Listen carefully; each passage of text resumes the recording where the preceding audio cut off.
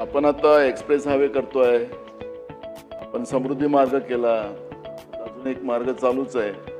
अध्यक्ष महाराज, याला जितके रस्ते आपण चांगले करू त्याचं स्पीड आपला वाढत राहील. गाड्या आता नवीन आलेल्या आहेत, पहिल्यासारख्या गाड्या राहिल्या नाहीत अध्यक्ष महाराज. आणि अध्यक्ष महाराज, ॲक्सिडेंटचं जे प्रमाण वाढण्याचे कारण पण अध्यक्ष महाराज वेगळे वेगळे आहेत.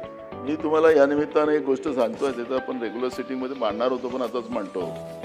या विभागाने, गृह विभागाने पोलीसवाल्यांना, जे ट्रॅफिक पोलीस असतात पांढरे कपडेवाले, त्यांना सांगितलं की 200 लोकांवर रोज तुम्ही गुन्हे दाखल करा आणि त्यांच्याकडून चालान वसूल करा. ते पोलीसवाले कुठेही उभे असतात. आता शेती हंगाम चाललेला आहे, ते मजूर नेणाऱ्या गाडी असेल तर त्यालाही पकडतात आणि त्याला दंड मारतात, कागद दाखवा वगैरे असं करून त्याच्याजवळून चालान भरतात आणि त्यांना SP पत्र देते की तुम्ही नाही केलं तर तुम्हाला आम्ही कारवाई करू.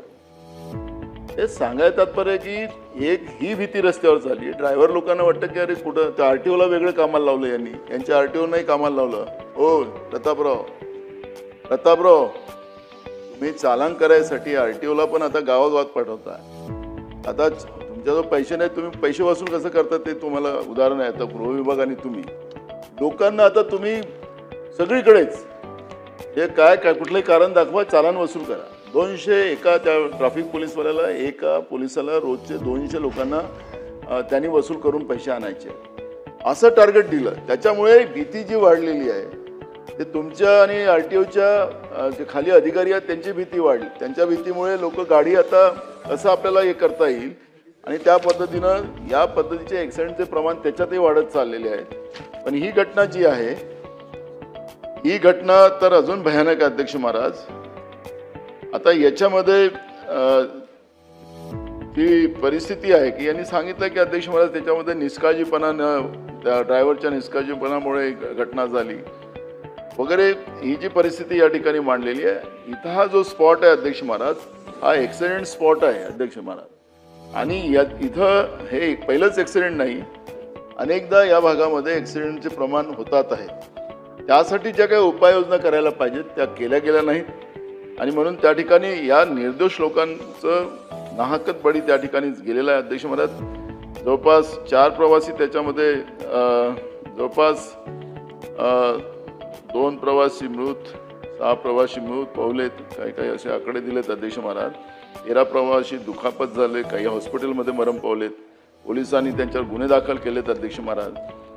पण आपल्याला या निर्दोष ज्या पद्धतीचं लोकांचा जीव जातोय त्या वाचवण्यासाठी ज्या काही उपाययोजना सरकारने करायला पाहिजे ही भूमिका सरकारने स्पष्ट करावी. आणि जे काही मुद्दे मी उपस्थित केले, तुमचे ट्रॅफिक पोलीस, जे ते तुम्ही इथून पाठवलेला फतवा, जे लोकांना लुटताय, RTO लुटताय, तर त्याच्यावरची थोडी आपण भूमिका मांडावी. मंत्री महोदय.